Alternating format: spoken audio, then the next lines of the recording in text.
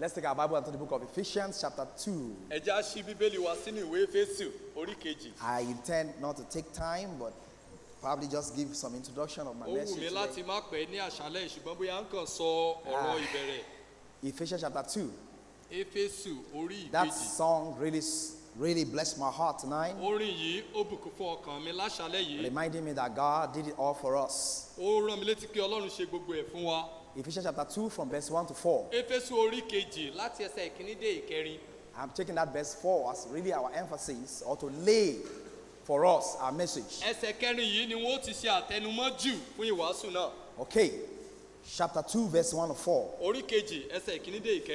And you at Ikikin quickened, who were dead in trespasses and in sin, where in time past ye walk according to the course of this world, according to the prince of the power of the air, the spirit that now worketh in the children of disobedience, among whom also we all had our conversation in time past, in the lust of our flesh, fulfilling the desire of our of the flesh and of the mind, and were by nature the children of wrath, even as others.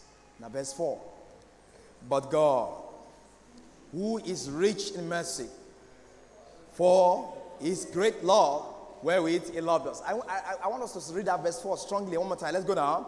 But God, who is rich in mercy, for his great love wherewith he loved us. Our Father, we are so grateful tonight. Already the scripture is emphasizing to us that you loved us. In fact, that's what makes all the difference in our lives. This is what makes difference in all our lives. Thank you for loving us. We don't deserve the least of what we are enjoying in your love. But how much you pray that God, please tonight set our heart right before you. Please use your word to encourage us in a very special way, so that we can always be grateful and live a life that brings glory to your holy name. Of my own, I have nothing to offer your people tonight.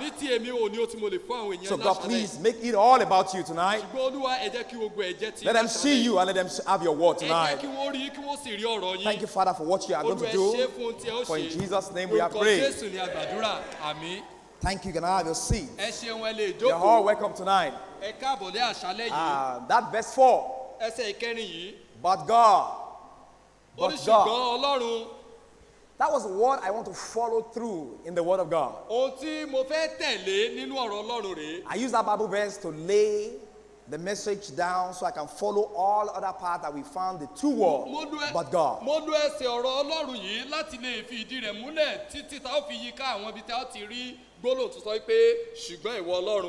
But God. Is he what? Thank you, sir. Okay. I want to take that Bible, I want to take that two words and follow through as much as I can go in the Word of God. I am not an English major student. I didn't take much English. But I do know there are some words that change words in sentences. And one of them is but. But is a conjunction with a difference. So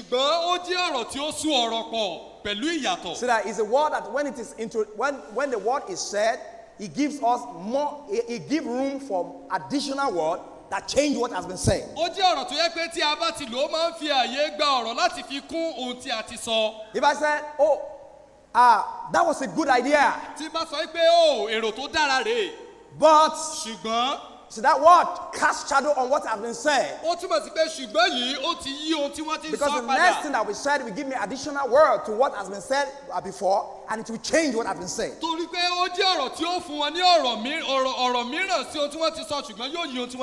means that whatever has been stated before immediately will be qualified and often corrected by the word follows but.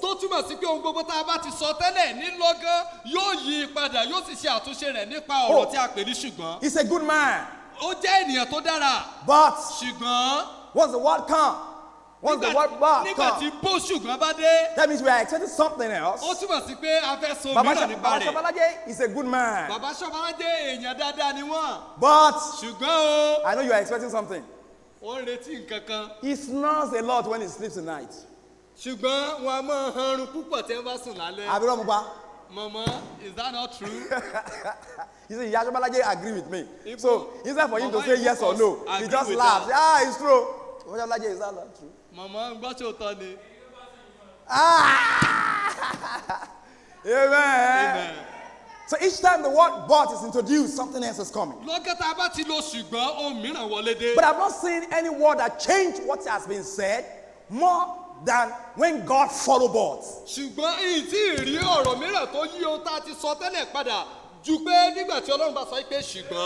From the example for the passage that we read now,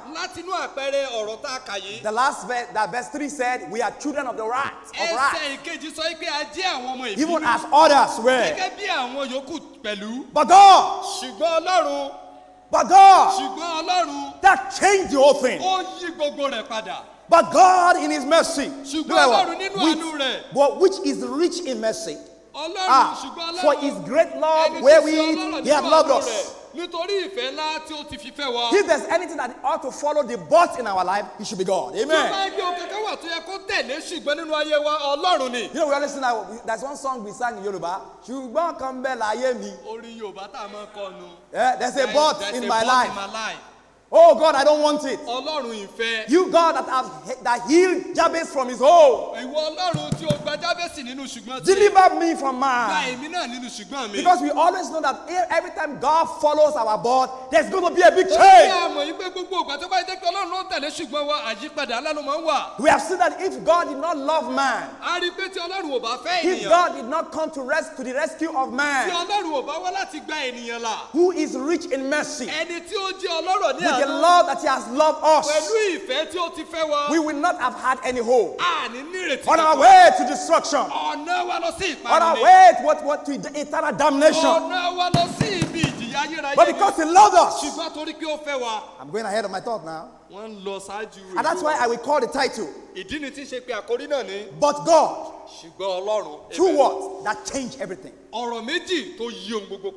But God, two words that change everything. There's no other word that changed the life of Christian more than, oh, I might have been this way, but God makes it different. I want to use that to lay a message, lay the foundation of that message tonight, as I'll be following many things that is about our life. That after God came in, there was a change. And I'm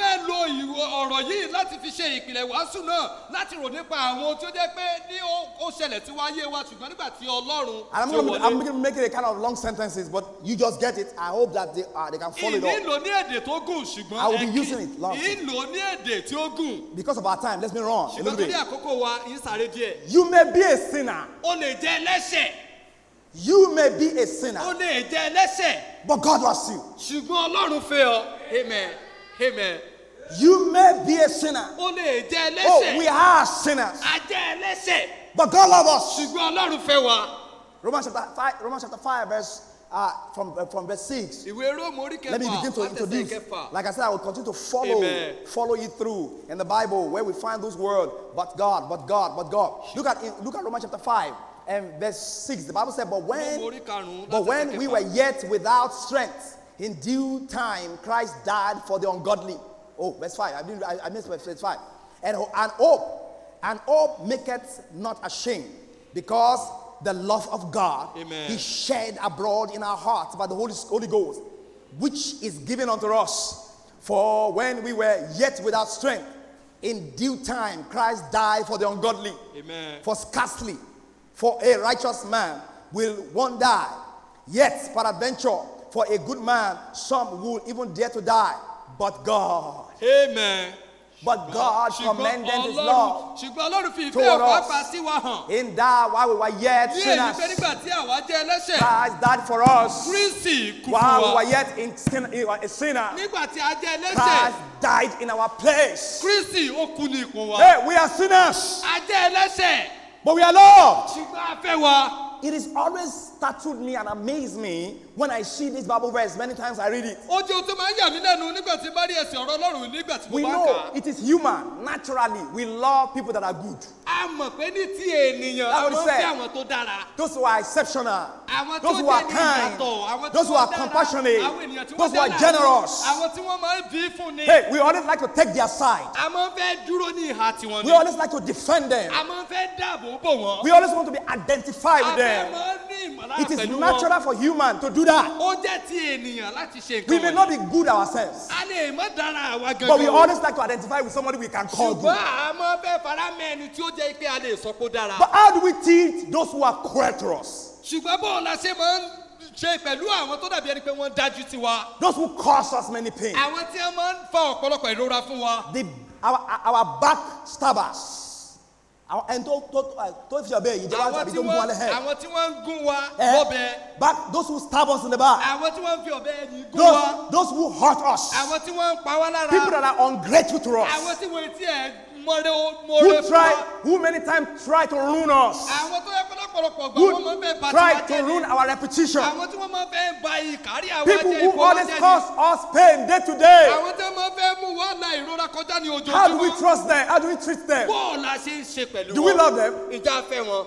Can we help them? Ìjà lè ràn wọ́n lọ́wọ́. Do we pray for them? Ìjà ń gbàdúrà fún wọn. Can we forgive Ìjà them? lè dáríjì wọn. Many a times, Lọ́pọ̀lọpọ̀ we will ìgbà. deliberately shun them. A máa ń kà wọ́n sí. You will have a way we are going to act against them. A ní ọ̀nà tá a fi máa ń We will be hùwà sí thinking wọn. for a way, we will think in our mind that I didn't wrong this person, he has wronged me, and I'm going to do everything to make hell for his life. Wọ́n rò pé ìṣẹ́ni olóṣèlú Because láti ṣe ogun láti of dé his lára. attitude towards me, I am going to Nítorí behave ìwà rẹ̀ sí mi, towards him. èmi náà hùwà búburú But sí. God chose to be different. Ṣùgbọ́n Ọlọ́run Amen. yàn láti yàtọ̀. Amen. God didn't deal with us that way. Ọlọ́run ò bá wa ṣe ní ọ̀nà yìí. Though we are enemies of Bó God. tiẹ̀ jẹ́ pé ọ̀tá Ọlọ́run ni wá.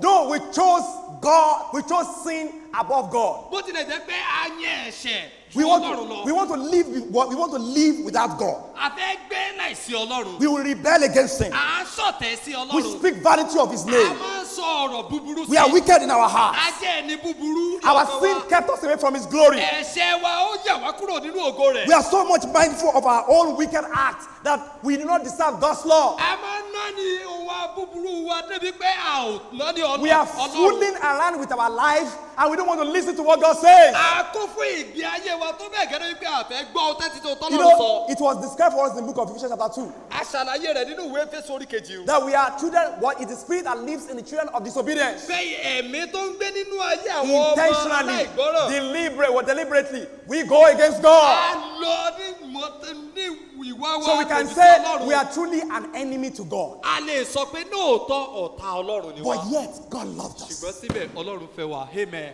That's always sad to me.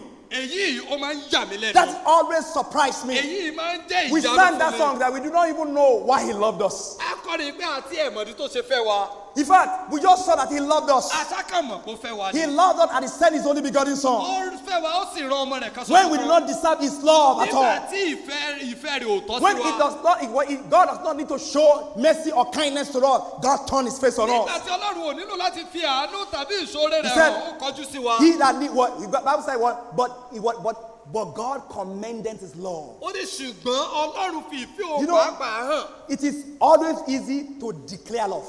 Ohun tó rọrùn ni láti kéde You ìfẹ́. see, declaration of love is very easy. Ìkéde ìsọ̀rọ̀ I ìfẹ́ ó love tó you.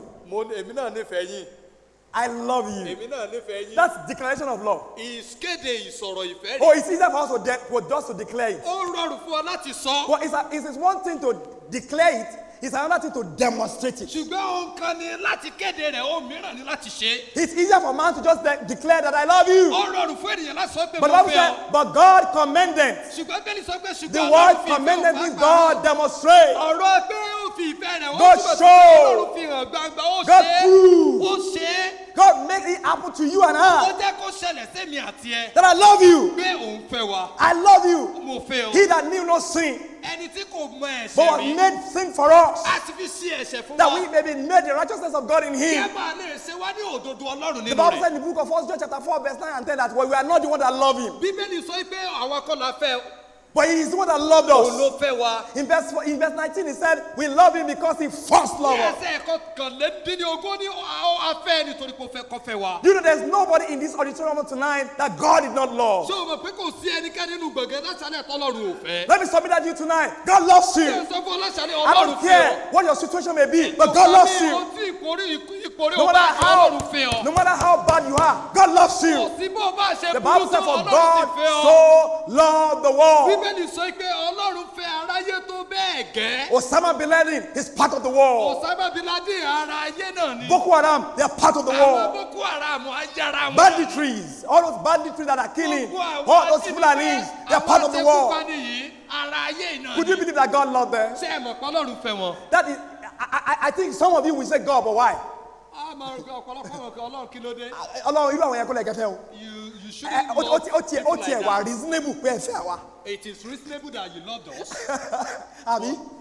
Ó tiẹ̀ wà reasonable pé àwa wà mild, àwa ò burú púpọ̀, The fact àwa that you ìpààyàn. loved us is So reasonable who are because reasonable? we are kind, we are good people. But the Bible says, for all have sinned Ṣùgbọ́n Bíbélì and have sọ come pé short of the glory of gbogbo ènìyàn ló God. We ṣẹ̀ all sí iṣẹ́. have a tendency to be anything evil. Gbogbo wa pátápátá la lè jẹ́ ohunkóhun tó jẹ́ búburú. We may not all be pushed in the way of evil continuously, but we have the capacity. A lè má mọ̀ tiwa nínú ibi lójoojúmọ́ ṣùgbọ́n a ní agbára rẹ̀. And yet, God loves every man, Nínú every rẹ̀, Ọlọ́run sì sinner. fẹ́ gbogbo He ènìyàn, loves gbogbo you. ẹlẹ́ṣẹ̀. He loves Ó you. fẹ́ ọ. Not only this building, but everywhere in the world, God loves them all. Kìí ṣe nínú gbọ̀ngàn nìkan ṣùgbọ́n gbogbo ayé They- Ọlọ́run fẹ́ wọn. I've said it again, and I've said it before, and I want to say it again. No man will go to hell unloved.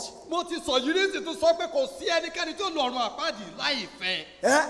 All those who go to hell were loved. Gbogbo àwọn tó lọ wà lọ́run God loved àpáàdì them. fẹ́ wọn, Ọlọ́run fẹ́ God wọn. loved them. Ọlọ́run fẹ́ They wọn. may shun God's love, but God still loved Wọ́n them. lè kọ ìfẹ́ Ọlọ́run sílẹ̀ ṣùgbọ́n Ọlọ́run sì fẹ́ wọn. We may not understand all about God's love, but God still loved A us. lè má ní òye ohun gbogbo nípa ìfẹ́ Ọlọ́run ṣùgbọ́n Ọlọ́run sì fẹ́ wa. There's nothing to be loved about us. Kò sí ohunkóhun tá a lè tó ṣe é fẹ́ nu wa There's o. nothing. Kò sí tó ṣe é fẹ́ There nu was a wa. woman. Arábìnrin kan He wà. went to a counselor. Wọ́n lọ bá olùgbaninímọ̀ràn kan. He said, my husband, Wọ́n ní ọkọ mi.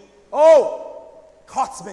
Káì, ó máa bú ìmọ̀ ṣépè fún mi ni. Hurts me. Ó máa ń jẹ mí níyà. I am looking for a way to really punish him. Mo ń wá ọ̀nà tí ń fi jẹ́ ìyà I am padà. ready to divorce him. Mo ṣe tán láti kọ̀ ọ́. But I don't want to I think to divorce him is too small. Mo rò pé kí nǹkan kọ́ ọ́ lẹ̀ ohun kékeré ni. How can I really make him feel it? Bó mo ṣe lè jẹ́ kó ní ìmọ̀lára ìrora rẹ̀. How? And after some time, the counselor said, go back and love him. Olùgbaninímọ̀ràn sì sọ pé padà lọ kó tún lọ fẹ́. Love him with everything. Fẹ́ pẹ̀lú ohun gbogbo. Give him everything. Fún ní ohun Show him gbogbo. every Fi love. ohun gbogbo ìfẹ́ hàn. Use all that you have to take care of Ohun him. gbogbo tó o ní láti tọ́jú rẹ̀. When he has not so depend on you, Nígbà tí ó bá ti wá gbẹ́kẹ̀lé ọ̀tá pátápátá. that he has seen you, that you are everything to Tó him, ti rí ọgbẹ́ wọn ló gbogbo fún. then now divorce him. Kọ̀ wá kọ̀ lẹ̀. Jáwèé fún un. He said that's a very good idea. Ó ní òòyìn tó àìrò So tó dára he went back home for 2 months. Ó sì padà lọlé fún ojú oṣù méjì. He was taking care of the husband, Ó bẹ̀rẹ̀ sí ní tọ́jú ọkọ giving rẹ̀. him everything, Ní ṣe ohun gbogbo fún. showing extra Ó love. fi ìfẹ́ láhàn. No, he will not abuse, he will not fight her husband. Kò ní gbàjà, kò ní bú. And every day, the husband said, what has happened to you? There's something about you. You are so loving. What can I do without you? Kò sí tí mo lè ṣe mọ́ láìsí rẹ̀ ìyàwó mi. Then after 2 months, Lẹ́yìn oṣù méjì. then the counselor called. He didn't see the woman to come back. Olùgbaninímọ̀ràn kò rí obìnrin láti padà wá. He didn't return. Ó ní kí ló dé ọ̀padà wá bá Are ṣe you not sọ. ready to divorce him Tó anymore? o ṣe tán láti kọ́ lẹ̀ mọ́ He ni. said, I have learned to love him. Ó ní mo ti kọ́ láti mọ̀ fẹ́. I think the way I'm living now is better. Bí mo ṣe ń gbé báyìí ó I am ti not dá. so much important. Bí iṣẹ́ pàtàkì I have mọ́. now learned to love him. Mo ti wá ṣe tán, mo ti kọ́ láti fẹ́. I am not divorced. I don't want. Kọ́ lẹ̀ mọ́ o. His emotion has resulted to emotion. You see, emotion that he moved, all those things that he did, Ohun tó ń ṣe. somehow has resulted to emotion. Ó ti bẹ̀rẹ̀ sí ní. Ó bẹ̀rẹ̀ sí ní ìmọ̀lára tuntun. mọ̀ ní ara rẹ̀. Hey, but let me tell you today, Ṣùgbọ́n tí sọ fún the ọmọ woman may learn to love her husband, ọkùnrin yìí obìnrin The lè woman. kọ́ láti fẹ́ ọkọ rẹ̀. but God does not need to learn to love you. Ṣùgbọ́n Ọlọ́run ò nílò láti kọ́ You know láti what? fẹ́ ọ. There is no need to love you. Kò nílò láti kọ́ láti fẹ́ ọ. You didn't get it? Kò yé wa. You are ungodly. I am ungodly. I am a sinner. Ọlọ́run ẹlẹ́ṣẹ̀ ni wa. There is nothing good in Kò us. sóhun tó dára nínú wa. We are good for nothing. Á dá fún kóhun. All our righteousness is as a filthy rag. Owó gbọ́ ìṣòdodo wo ìkísẹ̀ lẹ́gbẹ̀ẹ́. No matter how much God is dealing with man, there is nothing that God is going to see in man to love, to learn to love. kò sí bí Ọlọ́run ṣe lè máa ṣe pé Remember in Genesis chapter 6, when he saw the violence, the evil, continuous imagination of man, the Bible says he repented him for creating man. nígbà tí ibi wàhálà àwọn ènìyàn pọ̀ Bíbélì sọ pé inú Ọlọ́run bàjẹ́ kó dá ènìyàn. So there's nothing to learn to love. kò nílò láti kọ́ láti fẹ́. That's because there's nothing to love in us. nítorí pé kò sóhun tó ṣe é lò nínú Therefore, wa. God choose to love you nítorí náà Ọlọ́run ló yàn láti fẹ́ ọ. because His love. nítorí pé òní ọ̀ It seems ìfẹ́. as if God cannot help it but to love you. ó dàbí ẹni pé That's what Ọlọ́run it ò lè means. ṣe okòó ju pé kó fẹ́ ọ lọ.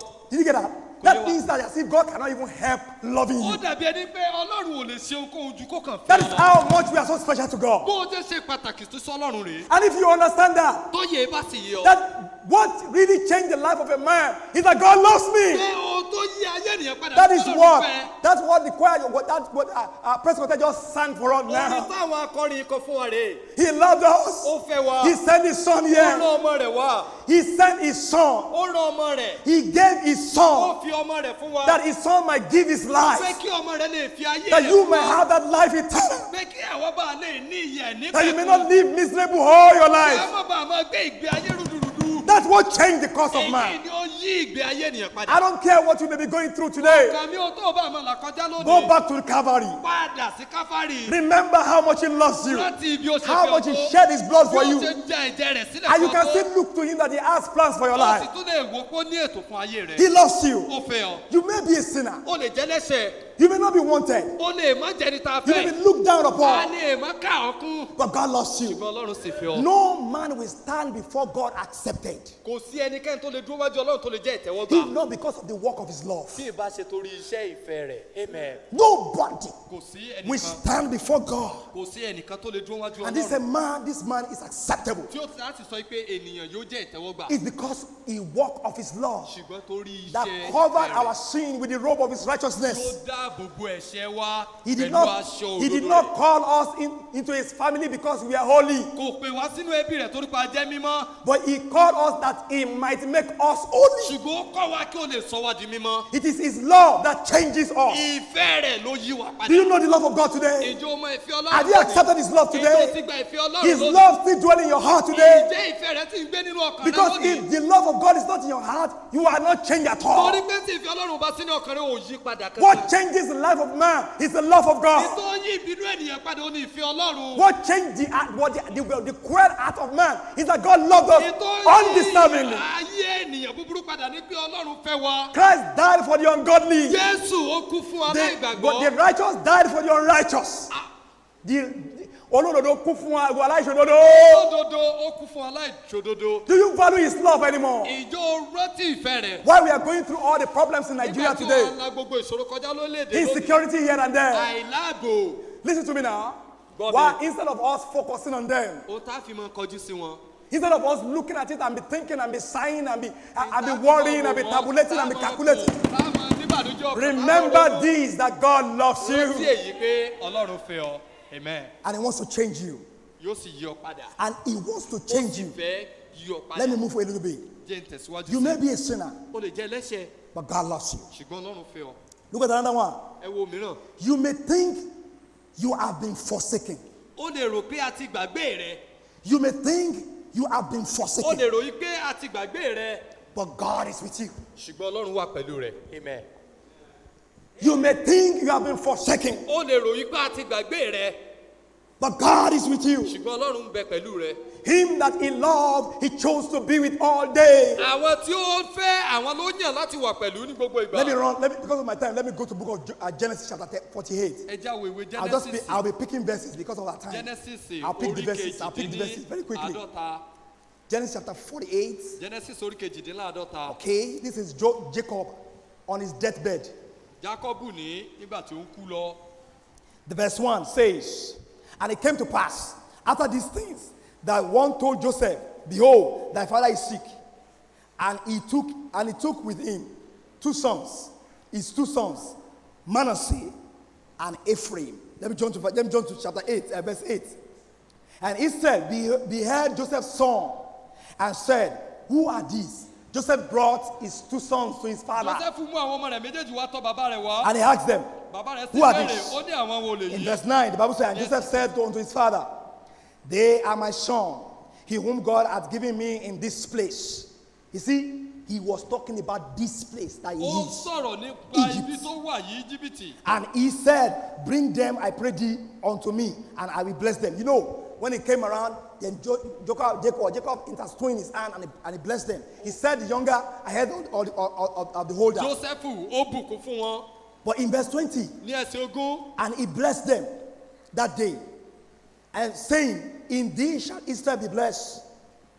Saying, God make thee an Ephraim, and as Manasseh, and he set Ephraim before Manasseh. Verse 21, and Israel said unto Joseph, behold, I die, but God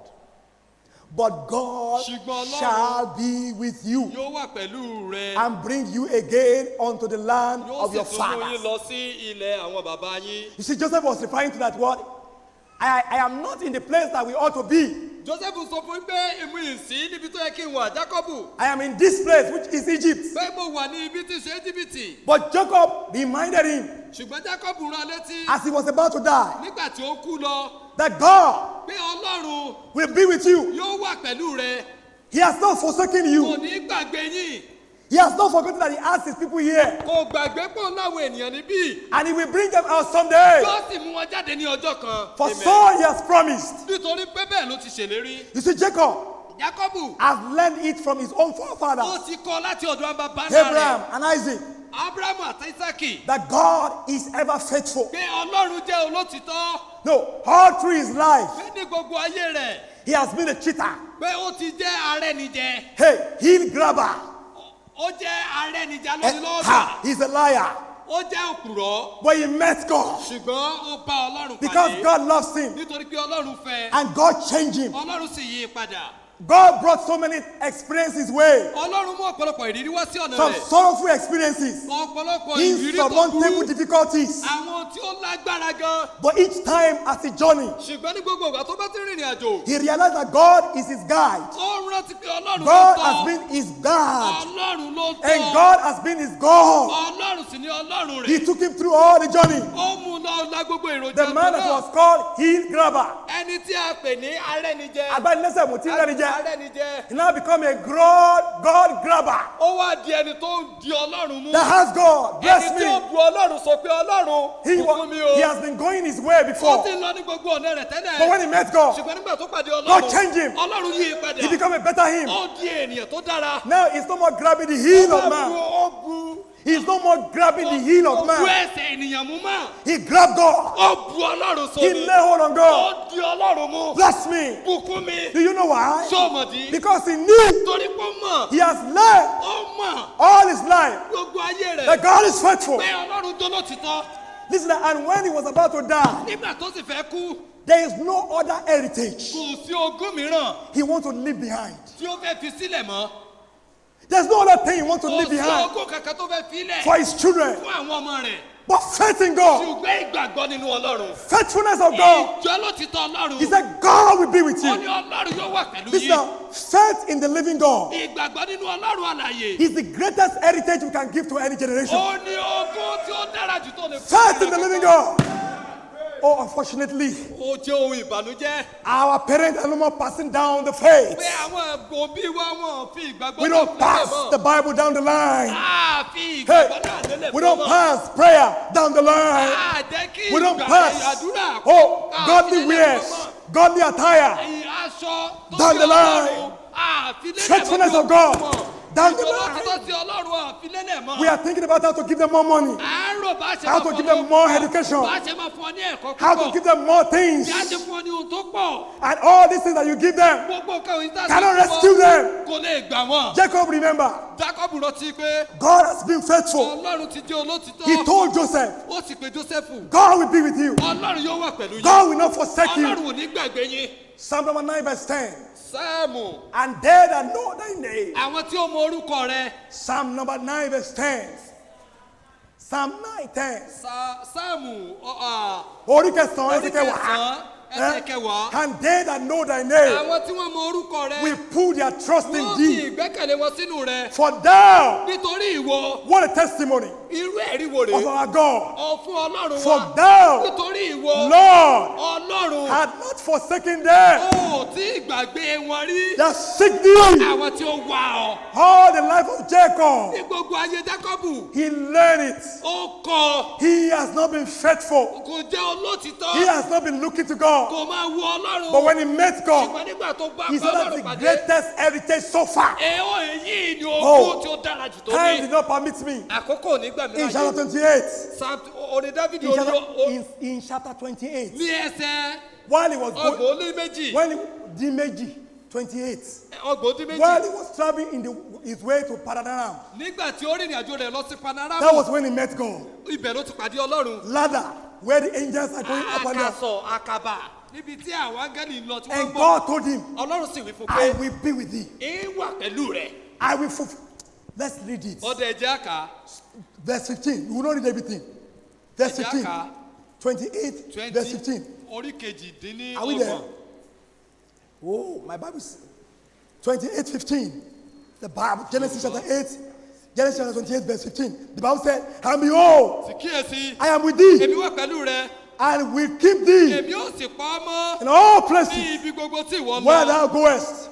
Where thou goest, Níbi tí ìwọ lọ. I will bring thee again. Èmi ó sì tún mú Into ọkọ̀ this wá land. sí ilẹ̀ yìí. For I will not leave thee Nítorí èmi kì yóò kọ̀ ọ́ sílẹ̀. until I have done that which I have spoken. Títí èmi ò fi ṣe èyí tí mo fi fún Oh, ọ. what a promise. Irú ìlérí wo rèé? Down the line, we saw that Jacob found that God is faithful. Jákọ́bù rí pé Ọlọ́run tó lótìtọ́. The psalmist said, though I walk through the valley of shadow of death, Onísáàmù wípé bí mo ti ẹni I will fear no evil. Èmi kì yóò bẹ̀rù ibi because kan. God promised his presence. Nítorí pé Ọlọ́run ṣèlérí ìwà láàyè rẹ̀. One great blessing that we have every day. Ìbùkún ńlá tá a ní lójoojúmọ́ rèé. One great blessing Ìbùkún ńlá tó ga jù tá a that ní we have lójoojúmọ́. every Tá day a ní ní ojoojúmọ́. is God's presence. Ó ní pé Ọlọ́run pẹ̀lú wa.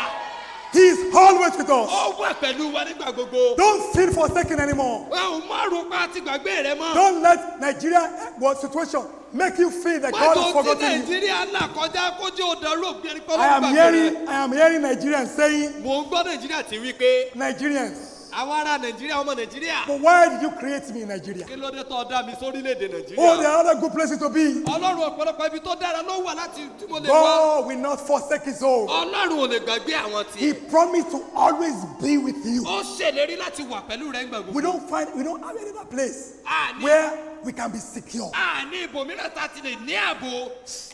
Are you thinking you are forsaken tonight? Ìjọ ń rò pé a ti gbàgbé rẹ̀ láṣálẹ̀. Joseph and his people in Egypt. Joseph àtàwọn ènìyàn rẹ̀ ní Íjíbítì. Jacob reminded them, Jacob rán wọn létí. God is with you. Ọlọ́run pẹ̀lú yín o. He will visit you. Yóò bẹ̀ yín wò. Listen to me now. Gbọ́ mi. Who did Jacob told? Ta ni Who Jacob did he sọ tell? fún? Who did Ta he ló tell? sọ fún? He told Joseph. Ó sọ fún Jósẹ́fù. Do you know that Joseph died and God has not come? Ṣé ẹ mọ̀ pé Jósẹ́fù kú Ọlọ́run ò sì dé lọ́gán? I beg God. Títí Joseph to Jacob Abraham passed it to Isaac. Isaac to Jacob. Abrahamu Jacob sí to Joseph. Isaki sí Jacob, Jacob sí Joseph. Joseph died in Egypt, Joseph sì kú ní Íjíbítì. but God has not come. Ọlọ́run ò sì wá. Does that mean that God is not faithful? Ṣó túmọ̀ sí pé Ọlọ́run òjò ló ti tọ́?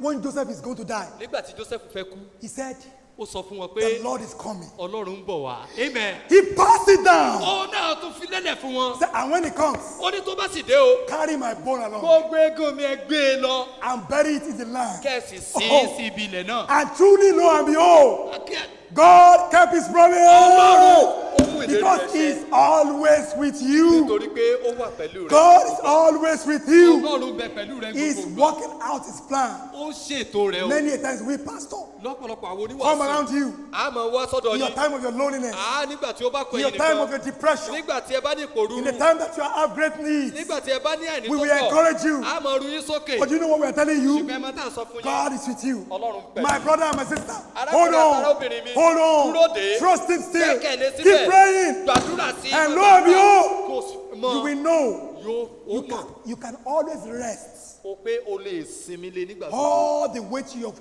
anxiety. ní gbogbo ọ̀nà rẹ sínú ẹ̀rù rẹ. Gbogbo àníyàn rẹ. Gbogbo àìníyàn rẹ. Àti gbogbo àjàgà pé o lè kó lé Ọlọ́run lórí. Everything you are passing through you can Nítorí cast pé it all Ọlọ́run, onto him. he loves you Nítorí pé ó and he fẹ́ cares ọ for you. ó sì náání rẹ.